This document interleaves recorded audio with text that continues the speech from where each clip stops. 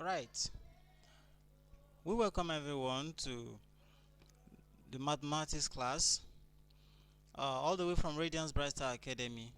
We're bringing you this e-class, that is electronic class, this time of the lockdown. I want to employ all our parents to make all possible effort to make sure that the children, their wards, participate and watch this video, and also stay connected every time in case we post any new video. My name is Ijoga Elijah. I'm from a tutor in Radiance Bright Star here.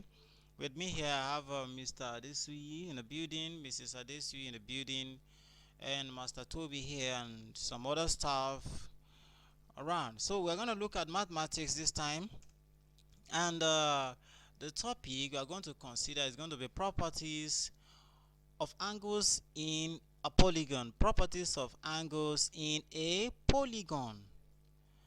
Properties of angles in a polygon. I want to talk about angles. What does that mean? An angle is when two or more lines are meeting at a particular point, thereby forming a space. Let's take this practical example. The walls of your room are meeting at a particular point, forming an angle. That particular corner of your room is an angle. So if you should draw any line, a line like that, and they are meeting at a point, is an angle. And also you can see the roof also is making a kind of angle at a peak with the other side of the roof. The two zinc meeting at a particular point, they are forming an angle. Now in this case, now you can see we are looking at four different properties of angles, and these are the alternative angles, vertically opposite angles, corresponding angles, and adjacent angles.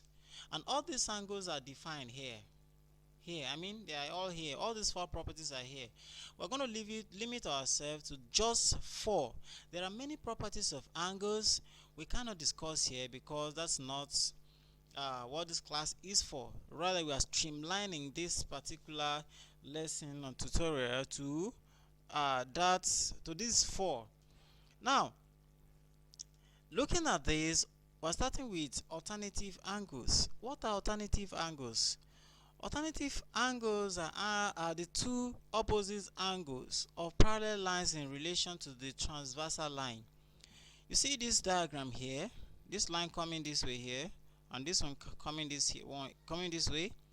They are parallel line. You can see this arrow, and this indicates that they are parallel lines, and the line crossing this parallel line is what we call transversal line, as indicated here. Now this is just an arrow pointing to this line here, and we can see some angles here, and these are the alternative angles. Now, what are parallel lines in the first place? Parallel lines are lines that, when drawn, as far as possible, they can never meet. No matter how you extend this line, you pull it, no matter how long you pull it, the two, they can never meet. Example, look at the doorpost. Your door, you can see the two frames that are standing, vertical frames. If you should continue to pull them as far as possible, even up to the sky, they can never meet. We call them parallel line. The distance at one end here must be the same with the distance here, and the angle between them is always 0 degree, and these are parallel lines. And these are the condition by which we are going to explain most of these properties except few. So now let's look at these. Let's look at this scenario where we have this shape here. I mean the figure here. You can see C and F are in red, D and E are blue rather. So this is telling us that something is there. It means angle C and angle F are common. And if you want to interpret it, this means angle C is alternative to angle F. and all alternative angles are equal. Alternative angles are all equal. So if C is 60 degree, then F must be 60. If this is 60, here will be 60. If this is 30, this must be 30. If this is 80, this must be 80. So in this, if this is, the value of this is going to give you what you have here because the alternative. Mind you, I told you before this condition can be attained, the lines must be parallel. If they are not parallel and you try to apply that rule, it doesn't work. And now that is it. So can you try this? If D is equal to 120 degree, what will be the value of E? Look at it here. So you try it. Yeah, very good of you, boy. Thank you, my God. Now let's move to the next part. I have this exercise for you here. Can you try them? Make attempt and let's see what happen. Yeah. Now we're looking at vertically opposite angles. Vertically opposite angles are also equal. But what is a vertically opposite angle, or what are vertically opposite angles? These are two angles that have a common vertex. When we talk about vertex, it's referring to the point where these two lines are meeting. Now look at this line here. You can see this line here. Another one here. So they are meeting at this point, forming this angle X. This one is coming here. Another one is coming from here, meeting here, forming angle U. So you can see they have the same point, and we call it vertex. So that is vertically opposite angle. As long as this line doesn't change in direction or bending, X must be equal to U. But assuming this line is bending like you, it's coming like this, and this one bend like this, no, X can never be equal to U. But because it is still coming straight, they are equal. X is equal to U and S is equal to U, and that's what we have here. What I have here for you. Now let's look at this example here. If X is equal to 130 degree, find the value of U. If Y is equal to 50 degree, find S. What will S be? So the solution is this. X equals to 30, then U equals to X, which equals to 130 degree. Why? Because they are vertically opposite angles, and you know vertically opposite angles are all equal. Now we can prove all these things I've been saying, yeah, but this is not the class whereby we can prove this yet. Just follow and know this. Now let's talk about corresponding angles. Corresponding angles are angles, you know, that occupies the same. They are angles that occupy the same relative position at each intersection where a straight line crosses the other. Well, it crosses to the other. Now look at this. You can see this is in red, this is in green and green, blue, this purple and purple. So this has defined the correspondency of all the angles that are here. Now all corresponding angles are also equal. We can prove this, but this is not the class. Maybe in the subsequent videos we're going to post, you will see it. So A degree must be equal to E degree. That's red. You can see here. And we have C must be equal to G. C must be G. And B degree must be equal to F degree. And you can see D degree must be equal to H degree. So that's what we have here. And the example are here. You can see 140. This must be 140. Look at the relative position here. The line is going like this. Line is going like this. So is this same position? The position here is what is taking here. Can you see that? 60. So with this, I know you can do what with my previous explanation of vertically opposite. You should know that here is 60, and that will enable you to fix the C and the G. The same thing vertically opposite with this one, D, and that will enable you to fix what you have here. So do this and let's see what you can, how far. Good. Now I have this for you again. Try this yourself and make sure the answers are submitted to the email address that will be shown on the screen at the end of this video. So try this and make sure you get it right, find CD, this G and the symbol here. Now let's look at adjacent angle.